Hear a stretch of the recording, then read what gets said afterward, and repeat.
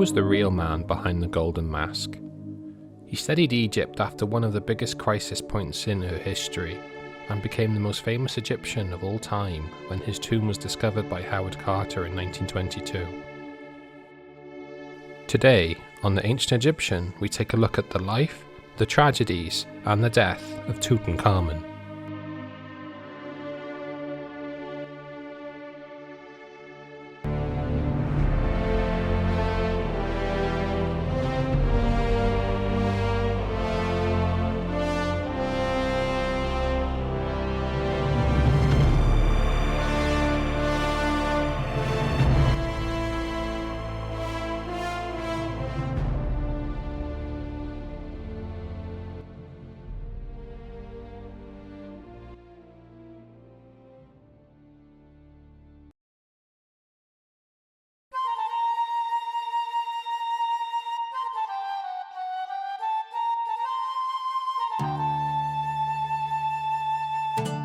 It is one of history's biggest ironies that the pharaoh the world today knows best is scarcely mentioned on any ancient Egyptian monuments. Of course, this wasn't an accident, and later in the video we will discover why Tutankhamun was effectively cancelled in this world and very nearly the next. Tutankhamun, whose name means living image of the god of life Amun, was born in 1341 BCE at the end of the 18th dynasty of pharaohs. A dynasty who established the New Kingdom epoch in Egyptian history and re-established Egypt as an empire and serious international force. This line can be traced back to its founder, the pharaoh Ahmose I, who expelled the Hyksos occupiers over 2 centuries earlier. The word pharaoh means great house, and Ahmose's successors presided over the flourishing of art, building bigger and more elaborate monuments,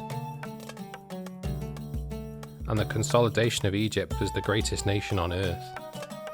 Egypt saw tremendous wealth pour into the royal treasury. This was a time of great luxury, excess, and allowed Egyptians to enjoy a standard of living not matched until thousands of years later.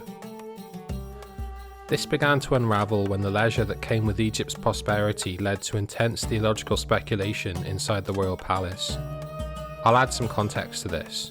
The pharaoh and Egypt operated under the convention that all of the nation's bounty was due to the benevolence of the gods, and they had to be given their due.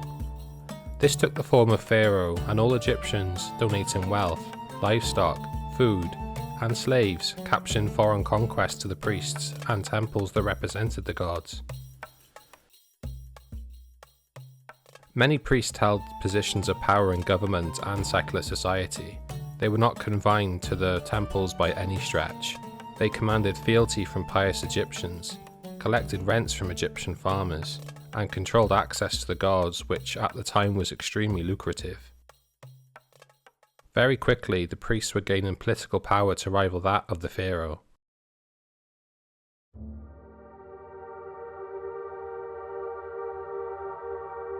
Tutankhamun's father, Akhenaten, took an extreme step to counter the growing power of the priests. I will cover Akhenaten in his own video, but for now I'll mention his relevance to this period of history. Akhenaten used all his authority to enforce the worship of just one god, the sun disk Aten.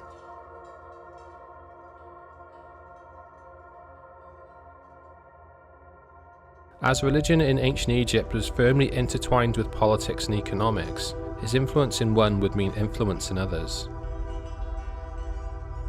He shut down every non-Atenist temple and attempted to convert the entire population. His thinking was that if he destroyed the old gods, he destroyed the power of the priests and removed the threat to his power. Although there is no doubting this was secondary to his very vehement belief in his new religion, and he had no time for those who disagreed.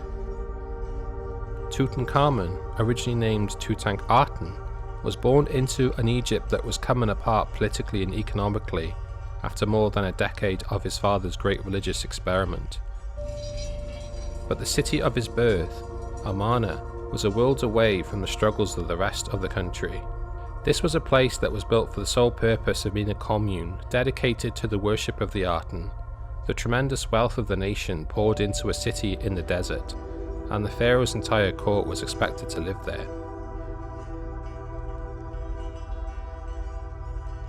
Tutankhamun's mother, Kia, was a minor wife of Akhenaten. Now I want to add a small detail here. Pharaohs, as you might expect, had conjugal relationships with more than one woman. He had no queen. Instead, his preferred female companion was called Pharaoh's great wife. Below her were several women who were referred to as minor wives. Beneath them there were concubines from every corner of the kingdom and beyond, whose primary purpose was for the pharaoh's pleasure. The aim of this system was for Pharaoh to produce as many offspring as possible to display his virility. It was also designed for him to produce enough heirs to the throne to prevent instability, and of course giving him plenty of options for who was best suited to succeed him. Akhenaten's great wife was called Nefertiti, who gave him 6 daughters. Over time her influence would grow in the Aten religion, joining Akhenaten in leading the worship of the Aten.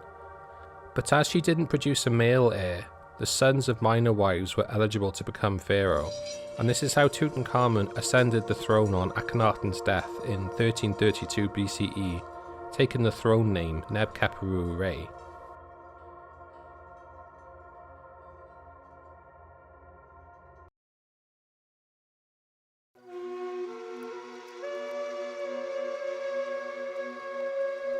Tutankhamun coming to the throne at the age of 9 presented a tremendous opportunity for the opponents of the Aten religion.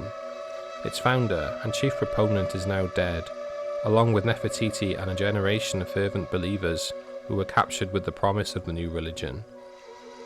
But by this point, there was an almost universal acceptance that the new religion had failed, as most Egyptians had been worshipping their old gods anyway in the rest of the country. And the consequences of pouring resources into the desert meant most Egyptians were poorer, and her enemies were smelling blood, with ambassadors no longer respected and tribute to prevent Egyptian incursions ceasing. Tutankhamun's actual views of Atenism and how Egypt was governed by his father we will never know, but what happened next was stark.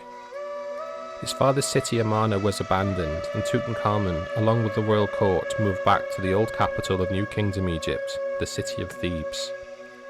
Egypt effectively pressed the reset button before Akhenaten took the throne. The old gods, notably the king of the gods Amun, were worshipped once more. Before we go any further, we do need to remember that Tutankhamun was a child throughout his reign. Therefore, decisions and actions undertaken may not have necessarily been his own. He may have been happy at Amarna and had a loving childhood. However, because of political reasons, he had to move. Despite him holding the office of Pharaoh and the power that it brings, in reality, his advisors would be running things and keeping power safely between themselves. Of them, 2 between them held the most power. The first was the commander-in-chief of the army, Horemheb, often away on campaign to shore up Egypt's borders from encroaching enemies. That would leave the other, Ai, with 24/7 access to Tutankhamun. We will get to him a little later in the video. Horemheb and Ai's first priority was to ensure that Tutankhamun was married to deter any outside opportunist nobles whose eligible daughters would threaten their power, built up marrying into the ruling family, and that's what happened as soon as the crown was placed upon his head. Ankhesenamun, a daughter of Nefertiti who shared the same father as Tutankhamun, was selected to be his bride. Child and sibling marriages were nothing new in ancient Egypt and were in fact celebrated. The practice had been in existence in the royal house for thousands of years. Even in Egypt's origin myth, the gods Osiris and Isis were brother and sister. The point of these marriages was a simple one. Power remained in the family and with the advisors, and no potential instability through an unclear succession. However, there were medical and reproductive issues that came out of incest. We know of 2 tragic events that would cast a long-term shadow over the couple and the country. Ankhesenamun would miscarry twice during Tutankhamun's reign. From examining their remains that were buried with their father, we found Ankhesenamun and Tutankhamun had 2 daughters. One just about mature enough to be mummified at 8 months, the other preserved as best as was possible. If you look closely at the right nostril, we can still see the wire the embalmer used to remove the brain.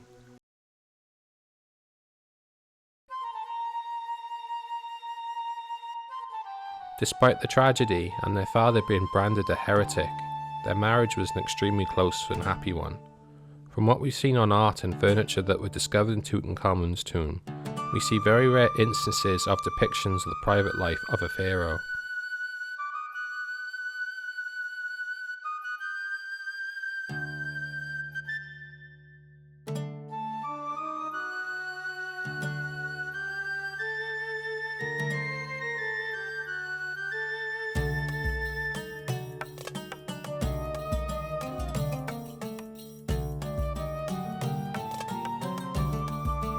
Other aspects of Tutankhamun's reign were just as positive.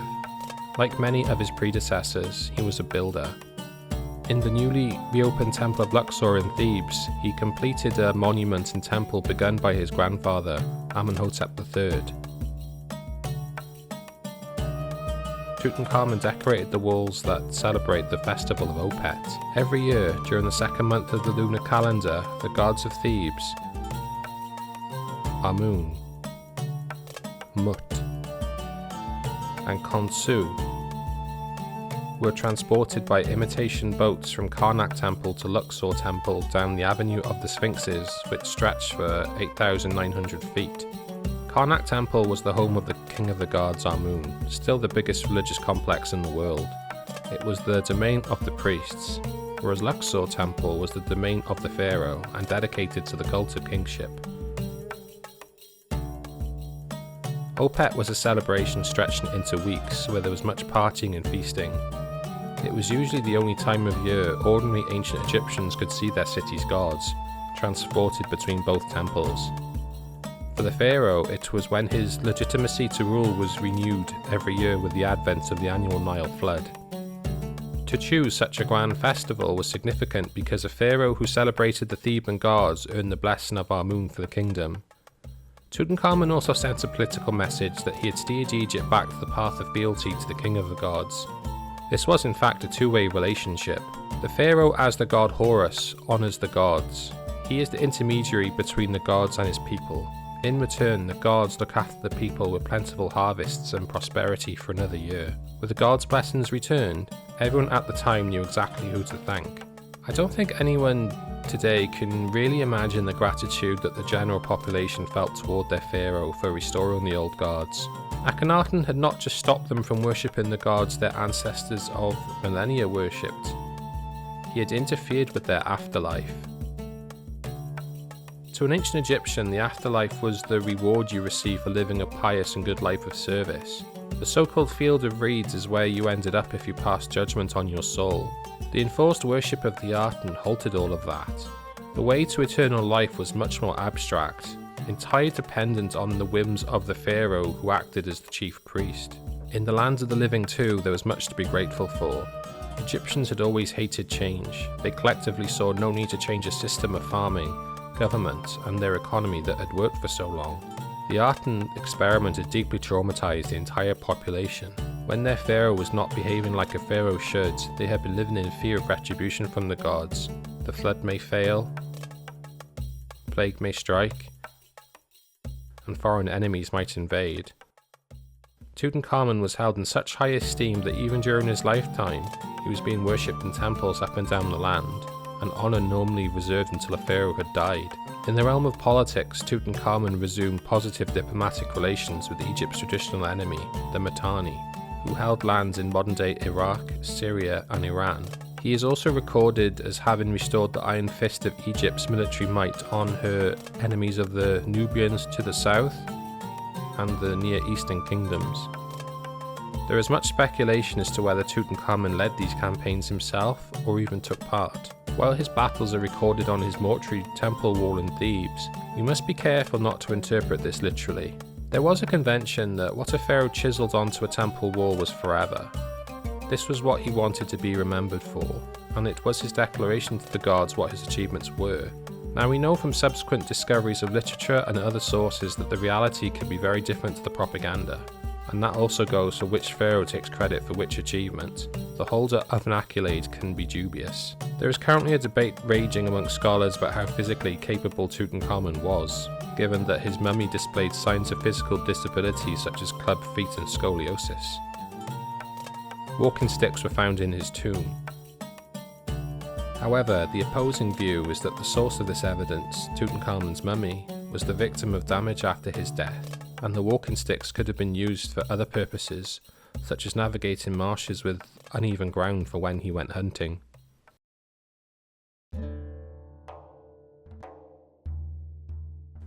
Alongside his physical disabilities, Tutankhamun was certainly vulnerable.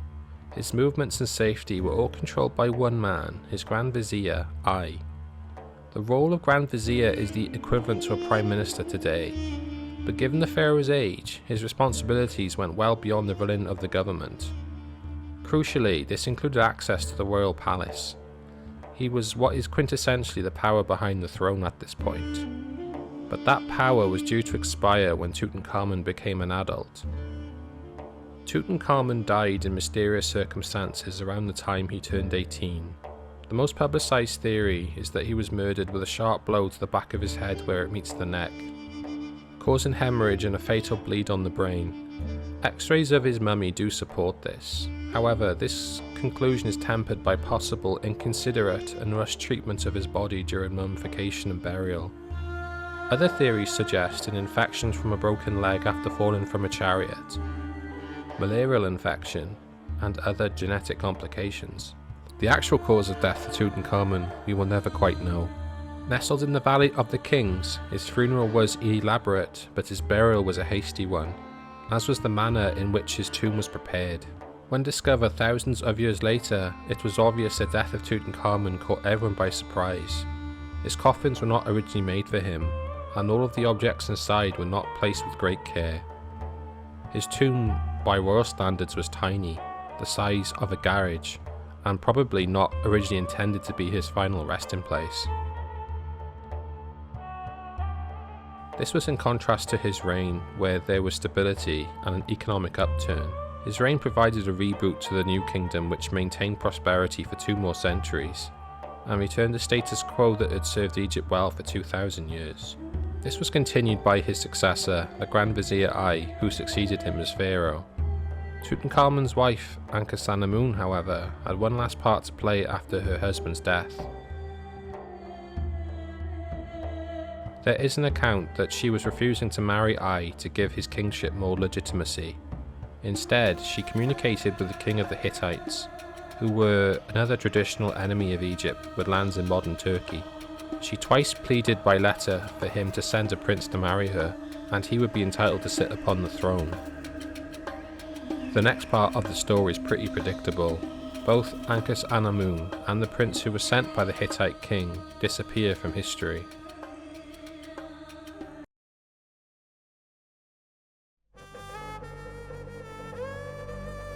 So do we have a smoking gun for I being one of the most notorious serial killers in Egyptian history? I'll let you make up your own minds. I's reign did not last long, just 5 years. His tomb was robbed and his mummy destroyed. With no heirs, he was succeeded by Horemheb, who at the end of his reign left a general by the name of Ramesses as his successor. The grandfather of Ramesses the Great, the new 19th dynasty, would go on to do truly remarkable things. Tutankhamun's immediate legacy after his death would prove to be a paradox. Despite all the adulation he received in his lifetime and the considerable wealth placed in his tomb, his name was struck from all records and monuments as if he had never existed. Including from here, the list of pharaohs at Seti I's temple to Osiris in Abydos. Between the names of his grandfather, Amenhotep III, and the successor of I, Horemheb, Tutankhamun's name is suspiciously missing. We can only speculate why. Was he guilty by association with his heretic father? From what we've discovered, his cancellation was begun during the rule of Horemheb to eliminate any reference to Akhenaten and Artanism. Temples were demolished and names chiselled off monuments. There is a precedent for this. A century earlier, the woman pharaoh Hatshepsut ruled over Egypt, overseeing great prosperity and developments in trade and architecture. However, her son Thutmose III, or according to other theories, his stepson Amenhotep II, erased every record of her reign and existence from every surface and papyrus they could find. It seems in ancient Egypt, if you swerve from the status quo, like Akhenaten for attempting to introduce a new religion, or Hatshepsut defying convention by sitting on the throne as a woman, you will disappear from history. This practice was particularly brutal as they believe that erasing your name in fact erases your existence in the afterlife, effectively killing your soul. Thankfully for us, it took a plucky archaeologist named Howard Carter, who had been searching for Tutankhamun's tomb for the previous 2 decades, to let the world hear Tutankhamun's name again in 1922. But his story, along with Tutankhamun's tomb's excavation, will have to wait for another video. I want to say a big thank you for watching, and let me know what you think in the comments. If you've not already done so, please like this video, hit subscribe and ring the notification bell so you never miss a new video.